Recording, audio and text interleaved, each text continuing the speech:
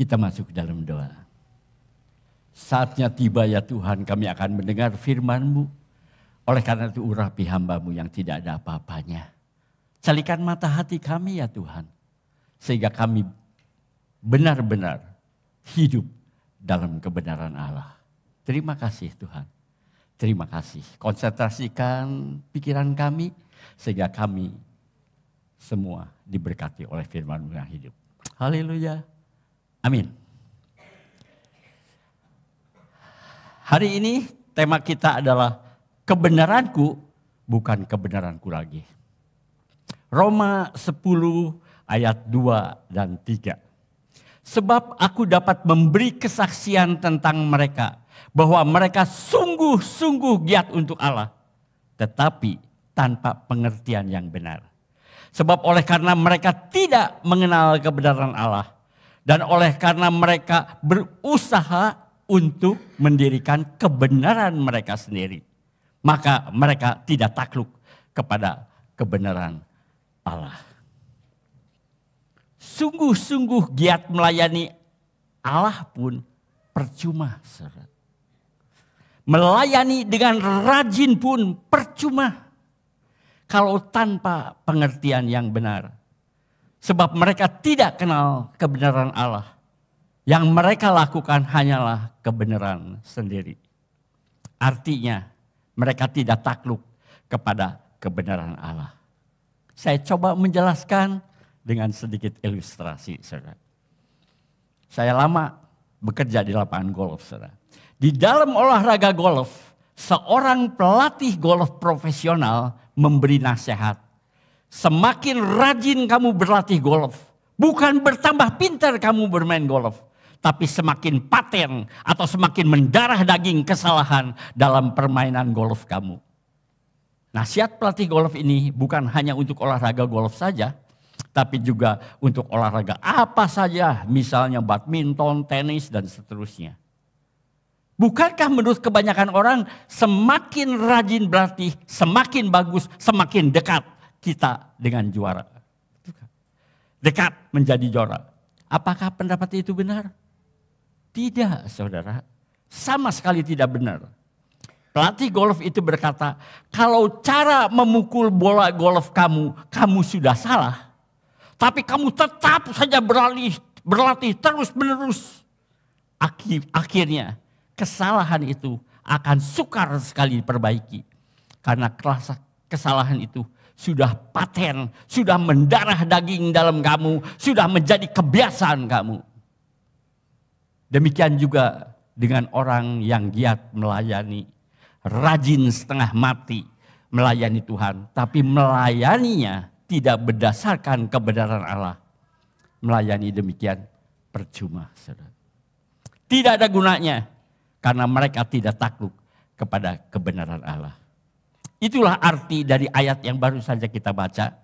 Karena kita melayani dengan kebenaran sendiri, bukan dengan kebenaran Allah. Jadi, saudara, yang terpenting adalah mengenal kebenaran Allah terlebih dahulu. Lakukan sesuai dengan kebenaran Allah, bukan sesuai dengan kebenaran kita. Uji kebenaran kita. Jangan sampai kebenaran kita tidak sesuai dengan kebenaran Allah. Pastikan kebenaran kita takluk kepada kebenaran Allah. Bukankah kita melayani Tuhan untuk memuliakan dan menyenangkan Tuhan? Dan bukan sama sekali untuk menyenangkan diri sendiri. Dalam Filipi 3 ayat 9. Dan berada dalam Dia, bukan dengan kebenaranku sendiri karena mentaati hukum Taurat. Melainkan dengan kebenaran karena kepercayaan kepada Kristus. Yaitu kebenaran yang Allah anugerahkan berdasarkan kebenaran. Saya ambil kata-kata lebih mudah. Jadi, saudara, berada dalam Yesus Kristus bukan karena kita berusaha untuk mentaati perintah Allah. Bukan karena kita berusaha untuk mentaati perintah hukum Taurat. Melainkan karena anugerah Allah yang berdasarkan iman kita kepada Yesus Kristus. Jadi, saudara, ada dua jenis kebenaran di dalam diri kita. Ada dua jenis kebenaran. Pertama, kebenaran diri sendiri. Kebenaran saya dulu, saudara. Kebenaran diri sendiri atau kebenaranku. Saya ada di dalam Dia atau ada di dalam Yesus Kristus karena saya berusaha untuk mentaati hukum Allah. Karena saya berusaha untuk mentaati perintah Allah atau hukum Taurat. Jadi kebenaran diri sendiri adalah kebenaran karena usaha kita. Jerih payah kita untuk mentaati hukum Allah. Dan hal ini seringkali membuat kita terperangkap dalam legalisme. Ya, dalam legalisme, paham legalistik. Apa itu legalisme? Bukankah kebenaran saya dulu berkata, taat itu berkat. Tidak taat, hukuman. Ya, taat. Mentaati perintah Tuhan diberkati. Tidak mentaati perintah Tuhan mendapat hukuman. Bukankah itu dasar kebenaran kita? Oleh karena itu usahakan untuk taat supaya kita diberkati. Jangan tidak taat karena kita akan menerima hukuman. Itulah yang disebut legalisme. Atau orang menyebutnya teologi retribusi. Memang saudara, di dalam Alkitab ada yang disebut teologi retribusi. Teologi yang sempit. Saudara. Sebenarnya Allah jauh lebih besar dari teologi retribusi. Contoh yang paling jelas apa saudara? Tentang teologi retribusi adalah teologi yang dianut oleh teman-teman Ayub. Saudara ingatkan cerita Ayub. Mereka berpikir mengapa hidup Ayub menderita. Mereka yakin Ayub telah melakukan suatu kesalahan besar. Atau suatu dosa yang besar. Sehingga Ayub dihukum Allah dengan sakit penyakit yang membuat hidupnya sangat menderita. Itulah sebabnya ia minta Ayub agar mengakui. Bertobat, saudara. Minta ampun kepada Allah. Agar Allah menyembuhkan segala sakit penyakitnya. Lihat, saudara. Itu yang disebut legalisme. Lihat, saudara. Alkitab sendiri tidak berkata Ayub melakukan dosa besar. Kalau kita baca, tidak. Ayub tidak melakukan dosa besar. Tidak. Malahan Alkitab berkata Ayub adalah orang yang saleh. Tidak ada orang yang sesaleh Ayub. Tidak ada orang yang sebaik Ayub. Seringkali yang ditonjolkan dalam teologi retribusi. Teologi yang sempit ini adalah keadilan Allah. Hukuman bagi yang tidak taat. Ya, hukuman Allah. Tapi tidak menyinggung kasih Allah. Tidak menyinggung belas kasihan Allah. Pengampunan Allah, kasih karunia Allah. Pokoknya taat berkat, tidak taat hukuman. Saudara mengerti sampai di sini, saudara. Legalisme. Itulah yang disebut teologi kebenaran diri sendiri. Yang selalu kita dasarkan pada keadilan Allah. Nah sekarang saudara, saya tidak pakai kebenaran itu lagi. Ya. Yang kedua, kebenaran Allah. Nah ini yang harus kita taati. Kebenaran Allah atau kebenaran yang sesungguhnya. Saya ada di dalam Yesus Kristus. Itu semata-mata karena anugerah Allah. Anugerah yang berdasarkan iman kepada Yesus Kristus. Bukan asal anugerah, saudara. Anugerah yang berdasarkan iman kita kepada Yesus Kristus. Jadi anugerah ini diberikan hanya untuk orang yang beriman kepada Yesus. Kebenaran Allah ini hanya untuk orang yang percaya kepada Yesus. Orang yang beriman kepada Yesus. Anugerah ini buat kita, saudara. Kebenaran Allah harus dimengerti dengan pengertian yang benar. Nikmati hidup dalam kebenaran Allah. Segalanya karena anugerahnya. Bukan karena jerih payah atau usaha kita. Sehingga tidak ada seorang pun yang bisa memegahkan diri atau menyombongkan diri karena itu bukan usaha kita. Itu bukan jerih payah kita. Tapi semata-mata karena anugerah Allah. Pemberian Allah. Terimalah kebenaran Allah ini. Terimalah dengan sepenuh hati. Renungkan saudara. Sepenuh pikiran, sepenuh perasaan dan kehendak. Kalau kita meyakini sungguh-sungguh kebenaran ini. Maka kita akan melakukannya. Karena kita akan melakukan apa yang kita yakini. Apa yang kita katakan dengan penuh keyakinan itu yang kita lakukan. Tapi di sisi lain, ada orang yang ekstrim yang lain.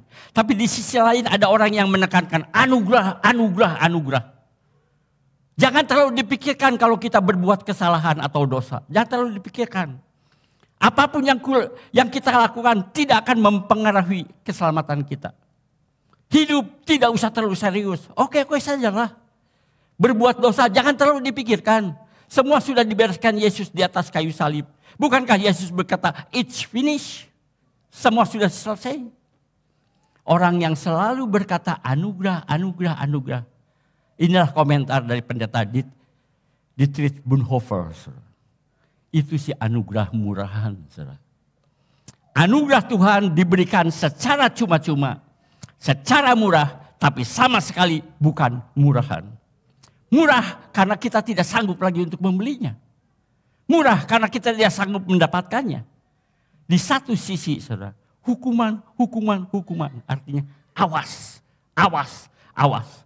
Tapi di sisi lain, saudara, anugerah, anugerah, anugerah. Tidak apa-apa, tidak apa-apa, tidak apa-apa. Jadi ada golongan orang yang ekstrim seperti itu. Sebenarnya, saudara, dalam anugerah Allah ada tuntutan Allah agar kita hidup dalam kebenaran. Ingat, saudara, anugerah yang membebaskan kita dari dosa adalah juga anugerah yang mengikatkan kita pada kebenaran. Itu yang perlu kita perhatikan. Jadi kalau kita hidup di dalam Kristus, maka kita tidak hidup lagi berdasarkan kebenaran kita sendiri. Yaitu hidup karena mentaati hukum Taurat. Berusaha untuk mentaati hukum Taurat. Melainkan hidup karena anugerah Allah berdasarkan iman kita kepada Yesus Kristus. Robah, saudara. Roma 6 ayat 14 berkata demikian. Sebab kamu tidak akan dikuasai lagi oleh dosa. Karena kamu tidak berada di bawah hukum Taurat. Kalau kita prinsipnya hukum Taurat, maka kita akan diadili oleh hukum Taurat, saudara. Ya, sekali lagi saya katakan, karena kamu tidak berada di bawah hukum Taurat, tetapi di bawah kasih karunia. Orang-orang yang selalu berkata taat berkat, taat hukum, dan tidak taat hukuman, mereka sebenarnya orang-orang yang hidup di bawah hukum Taurat. Dia percaya dengan hukum Taurat. Kita tidak akan lagi dikuasai oleh dosa. Kita tidak akan lagi dikuasai, terikat oleh dosa. Karena kita tidak berada di bawah hukum Taurat. Saudara sadar tidak? Apa arti dikuasai atau terikat oleh dosa? Artinya meskipun saudara tidak mau berdosa, mau atau tidak mau, saudara pasti berbuat dosa. Karena saudara terikat oleh hukum Taurat. Terikat hukum dosa. Karena hidup saudara dikuasai dosa atau terikat oleh dosa. Dalam Roma 7 ayat 19. Sebab bukan apa yang aku kehendaki yaitu yang baik yang aku perbuat. Melainkan apa yang tidak aku kehendaki yaitu yang jahat yang aku perbuat. Itulah yang diperbuat Rasul Paulus pada waktu ia masih hidup di bawah hukum Taurat. Tapi puji Tuhan, Yesus memerdekakan Paulus dari ikatan dosa. Yesus memerdekakan Paulus dari cengkaraman dosa. Inilah keluhan Rasul Paulus dalam Roma 7:24-25. Aku manusia celaka. Siapakah yang akan melepaskan aku dari tubuh maut ini? Syukur kepada Allah oleh Yesus Kristus Tuhan kita. Rasul Paulus bersyukur karena ia tidak lagi hidup di bawah hukum Taurat, tapi di bawah kasih karunia yang diterima oleh karena iman kepada Yesus Kristus. Ingat, kasih karunia yang diterima oleh karena iman kepada Yesus Kristus. Mari kita renungkan salah satu ayat yang sangat terkenal bagi orang Kristen. Biasanya orang Kristen tahu ayat ini, saudara. 2 Korintus 5 ayat 17. Kita ambil yang 17 dulu. Kemudian kita akan kembali ke 16. Jadi siapa yang ada di dalam Kristus, ia adalah ciptaan baru. Yang lama sudah berlalu, sesungguhnya yang baru sudah datang. Kebenaranku yang lama sudah berlalu. Sesungguhnya kebenaran Allah sudah datang. Jadi siapa yang ada dalam Kristus, ia adalah ciptaan baru. Menurut bahasa aslinya, yaitu bahasa Yunani, baru di sini disebut kainos. Kainos. Dalam bahasa Yunani baru itu ada dua kata. Satu neos dan satu lagi kainos. Dari kata neos timbul kata baru new dalam bahasa Inggris. Dari kata new timbul kata news, berita. Jadi neos artinya baru saat ini. Tapi beberapa saat kemudian sudah tidak baru lagi. Contohnya berita, saudara. Berita itu hanya baru bila hari ini. Tapi besok beritanya sudah tidak baru lagi. Istilahnya sih beritanya sudah basi. Karena apa? Karena semua orang sudah tahu berita itu. Tidak baru lagi, saudara. Ya. Atau contoh lain, kalau saudara motong apel, saudara. Saudara pernah potong apel? Potongannya putih warnanya. Karena baru dipotong. Tapi beberapa jam kemudian potongannya tidak putih lagi.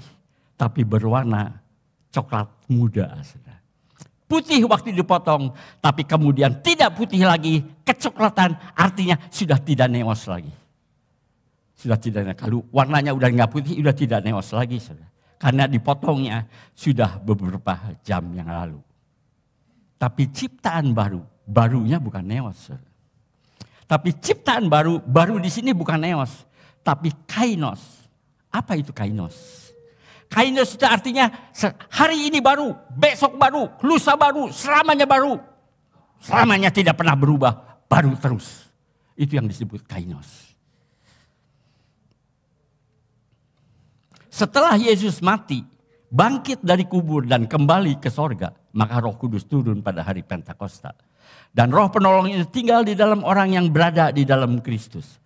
Roh Kudus selalu memperbaharui terus kehidupan kita. Selalu mengingatkan kita akan apa yang dikatakan Yesus, apa yang diajarkan Yesus. Hidup kita yang lama atau kebenaran kita yang lama sudah berlalu. Yaitu kebenaran untuk mentaati hukum Taurat. Berusaha untuk berbuat baik. Berusaha untuk mentaati hukum Taurat. Sesungguhnya hidup yang baru, kebenaran yang baru sudah datang. Yaitu kebenaran karena anugerah. Anugerah Allah. Berdasarkan iman kepada Yesus Kristus. Zaman dulu, saudara. Di perjanjian lama zaman dulu. Roh Kudus itu hinggap pada seseorang. Tapi setelah tugasnya selesai, tugas Roh Kudus selesai, Roh Kudus akan keluar meninggalkan orang itu. Tidak selamanya, saudara. Tetapi sekarang, setelah pencurahan Roh Kudus, ia akan tinggal di dalam hati kita. Sepanjang hidup kita, sampai kita almarhum atau almarhumah. Ia tidak akan pernah keluar dari hati orang yang percaya kepada Yesus. Jadi siapa yang ada di dalam Kristus, ia adalah ciptaan baru, baru terus. Yang lama sudah berlalu, sesungguhnya yang baru sudah datang. Nah, saya terkesan dengan seorang hamba Tuhan yang mengilustrasikan ayat ini. Supaya kita ngerti, saudara. Siapa yang ada dalam Kristus, ia adalah ciptaan baru. Yang lama sudah berlalu, sesungguhnya yang baru sudah datang.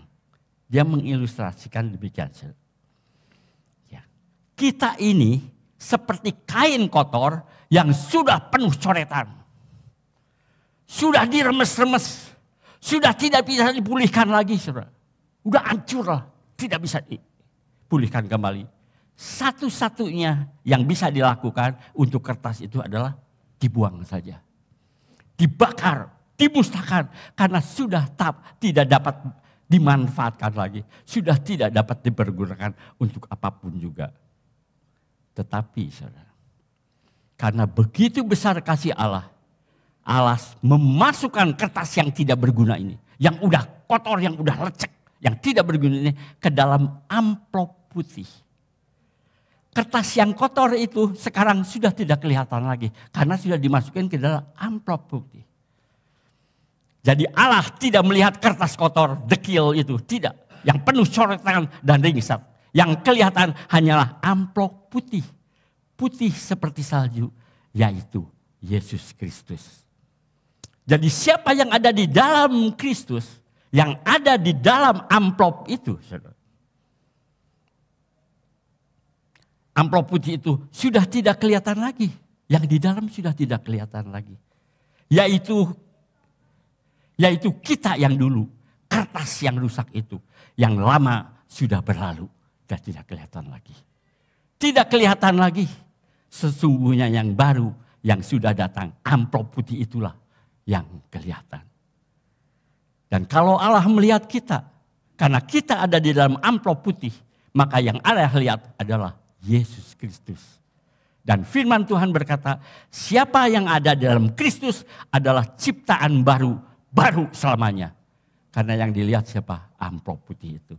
Yang di dalam kita ada di dalam Yesus Kristus. Siapa yang ada di dalam Kristus adalah ciptaan baru, baru selamanya. Tidak ada orang yang sebenarnya sudah ciptaan baru. Tapi kelihatannya, salah. Dan firman Tuhan berkata, siapa yang ada dalam Kristus adalah ciptaan baru. Karena yang di dalam Kristus sudah berlalu, sudah tidak kelihatan lagi. Yang kelihatan adalah amplop putih itu, yaitu kita yang ada di dalam Kristus. Tetapi saudara, saya sering dengar, ada orang yang sebenarnya sudah ciptaan baru. Saya percaya dia udah percaya. Tapi kelihatannya enggak seperti ciptaan baru. Mengapa begitu? Kelihatannya hidupnya seperti biasa-biasa saja. Sepertinya enggak ada bedanya dengan kehidupan yang lama. Ayat yang baru saja kita baca adalah 2 Korintus 5 ayat 17. Tapi jawaban ini, kenapa kelihatannya biasa-biasa saja? Adalah di ayat sebelumnya. 2 Korintus 5 ayat 16. Oleh karena kita baca 2 ayat ini. 2 Korintus 5, 16 sampai 17. Sekarang kita satuin. Sebab itu kami tidak lagi menilai seseorang juga pun menurut ukuran manusia. Kenapa kita lihat sepertinya orang itu biasa-biasa? Karena kita mengukur pakai ukuran, menilai menurut ukuran manusia.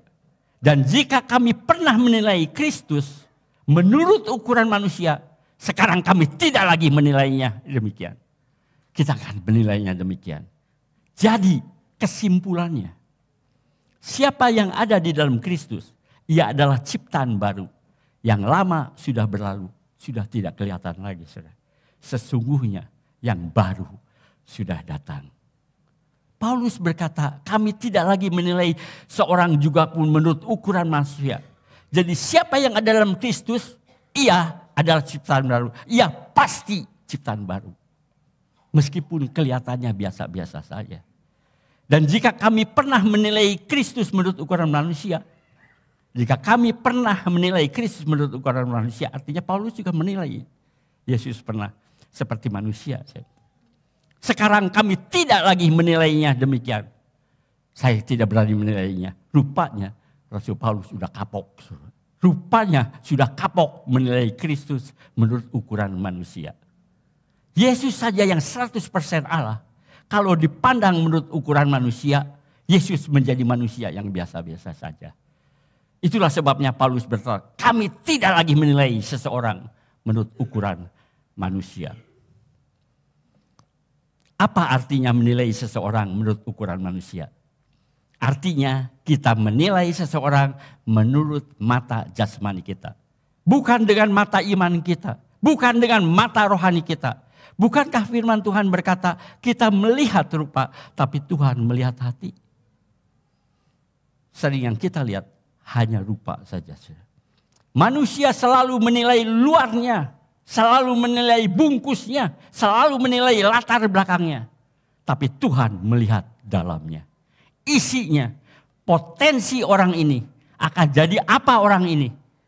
Israel tahu, karena dia lihat.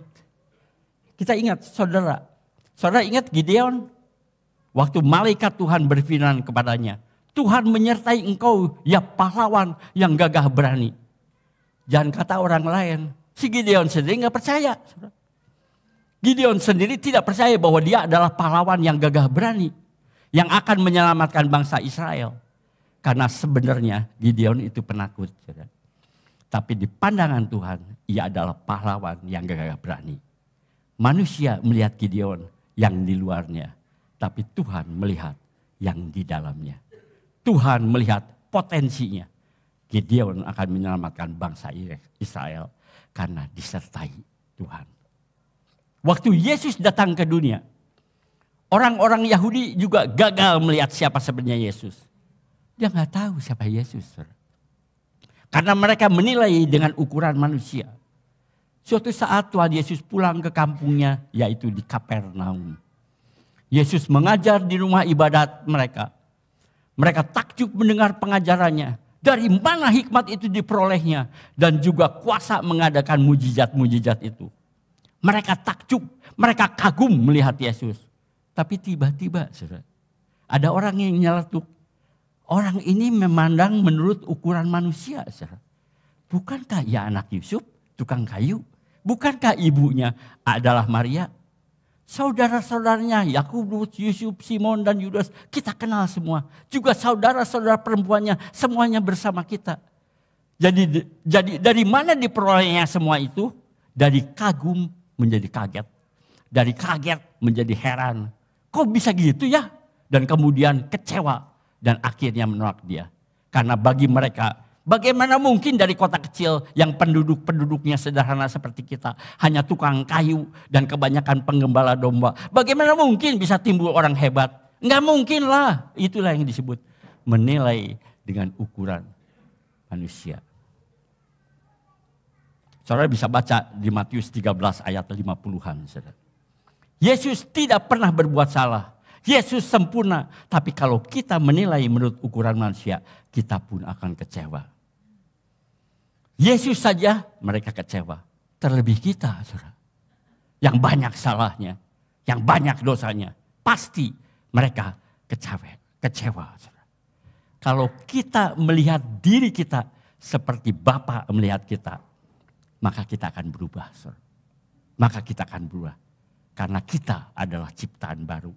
Yang lama sudah berlalu, sesungguhnya yang baru sudah datang.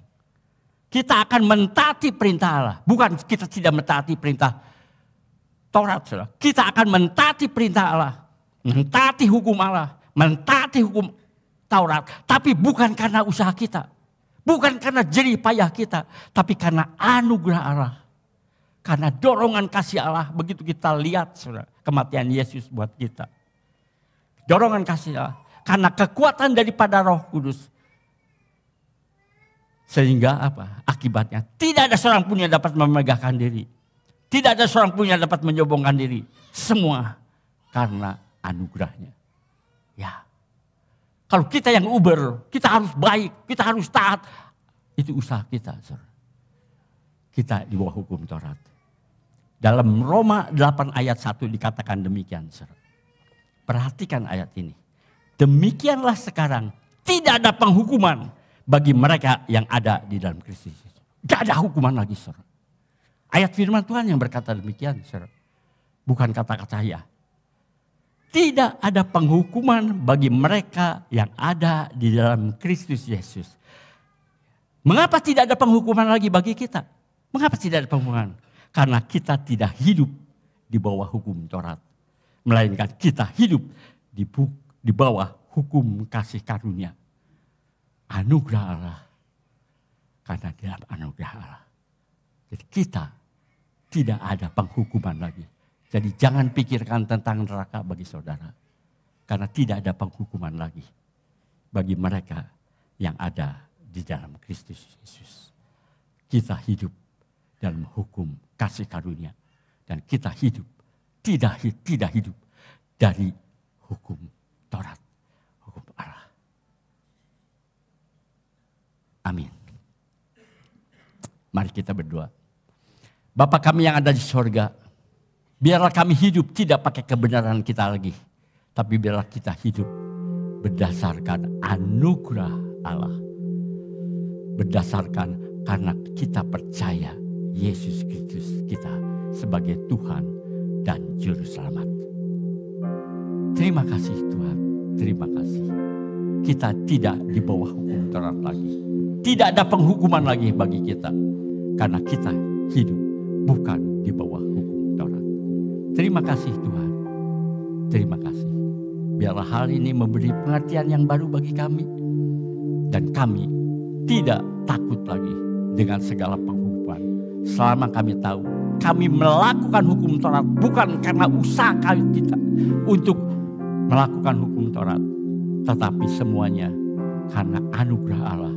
Karena kekuatan yang diberikan oleh Roh Kudus kepada kami untuk melakukannya. Sehingga tidak ada seorang pun yang bisa menyombongkan dirinya.